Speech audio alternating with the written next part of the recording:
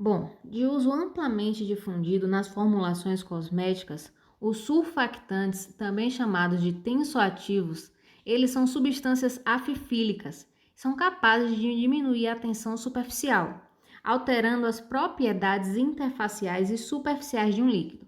Possuem, na mesma molécula, grupos polares que têm afinidade com a água e grupos apolares, sem afinidade com a água, mas com afinidade com óleos. Essas características elas vão permitir que os tensoativos sejam utilizados como conciliadores de fases imescíveis, formando assim emulsões, espumas, suspensões, microemulsões ou propiciando a umectação, formação de filmes líquidos e detergências de superfícies. Os compostos tensoativos, eles são substâncias constituídas por longas cadeias carbônicas, que apresentam como característica principal o fato de terem um comportamento anfifílico, ou seja, podem interagir tanto com substâncias polares quanto apolares. Essa propriedade é explicada pelo fato dessas moléculas apresentarem uma extremidade hidrofóbica e apolar, ou seja, que tem afinidade com óleo, e uma outra extremidade polar e hidrofílica, que possui afinidade com a água. Dessa forma, esse tipo de molécula é polar e apolar ao mesmo tempo. Ao adicionar o tensoativo, a tensão superficial dos líquidos diminui e a extremidade do tensoativo, que é polar e tem afinidade com a água, penetra na porção de água da interface. Ao mesmo tempo, a extremidade que vai possuir afinidade com o óleo e é apolar gruda nas substâncias oleosas, formando assim uma espécie de micela esférica, em que se pode formar dois tipos de emulsões: emulsão óleo em água e emulsão água em óleo. Quando a emulsão é óleo em água, vemos que a gotícula de óleo é abraçada pelo tensoativo e fica em contato com a cauda da molécula. O meio aquoso, ele fica em contato com a cabeça. Acontece de forma invertida para emulsões água em óleo. Desse modo, as fases conseguem se misturar em uma emulsão estável. Os tensoativos, eles também podem ser chamados de surfactantes ou ainda emulsificantes. A diferença vai ser a seguinte: quando estamos falando de produtos que têm ação de limpeza, como shampoo, sabonetes, detergentes e afins, usamos o termo surfactantes. E quando falamos de cremes hidratantes ou algum produto que é mais consistente e oferece emoliência, usamos o termo emulsificante. Origem dos tensoativos. Os tensoativos eles podem ser derivados de fontes petroquímicas, como o benzeno e parafinas, ou de fontes oleoquímicas, como os óleos vegetais e os óleos de origem animal. E de acordo com o processo químico que for realizado nos insumos, é possível obter diferentes segmentos de tensoativos e eles vão ser aplicados de acordo com suas características em diferentes mercados, como por exemplo de uso cosmético. Os cosméticos, por sua vez, cada tipo deles tem um meio.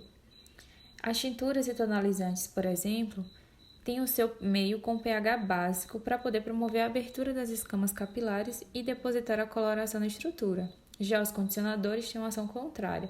Eles têm um meio com pH ácido para poder a ação ser a de selar as escamas capilares e manter a cor de forma eficiente nos fios. E os tensoativos, eles possuem diversas propriedades, Como já foi dito, a diminuição da tensão superficial e interfacial, porque eles se acumulam na superfície ou abaixo delas e diminui a força atrativa entre as moléculas. Tem umectância, que é a capacidade de uma superfície líquida molhar ou umedecer a superfície. Espuma, que é um efeito produzido pela dispersão de um gás em um líquido na forma de bolhas. Detergência, quando os tensoativos reagem através de um grupo não polar com as partículas de sujeira de uma superfície de tecido, por meio de decréscimo das forças de adesão e tensão superficial das camadas de gordura. Também tem a ação solubilizante, quando os tensoativos promovem a dissolução do soluto em solvente. E a ação dispersante, quando eles mantêm as partículas sólidas em suspensão no meio líquido. E quanto à classificação dos tensoativos de uso nos cosméticos, eles normalmente são classificados de acordo com a natureza do seu grupo polar. em 4 subsegmentos, em aniônicos, não iônicos, catiônicos e anfóteros. Mais para frente, vamos ver um pouco dessas características exemplificadas na tabela. Os tensoativos aniônicos, eles apresentam em suas moléculas uma região polar de carga negativa. Então, eles representam o subsegmento mais utilizado no Brasil, porque eles têm um custo mais baixo, possuem boas propriedades de limpeza, alto poder espumante, alta detergência e alta umectância. Além de que tem uma ampla utilização em sabões e líquidos para roupa, em detergentes para limpeza de louças e shampoos e sabões.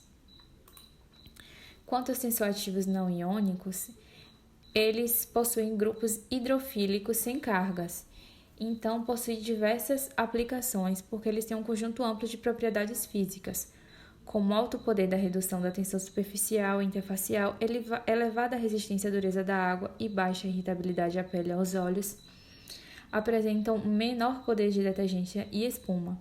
Então, essas substâncias são bastante utilizadas na formulação de detergentes em conjuntos com os tensoativos aniônicos para complemento das propriedades de limpeza. Tensoativos catiônicos são caracterizados por possuírem em suas moléculas um grupo hidrofílico carregado positivamente.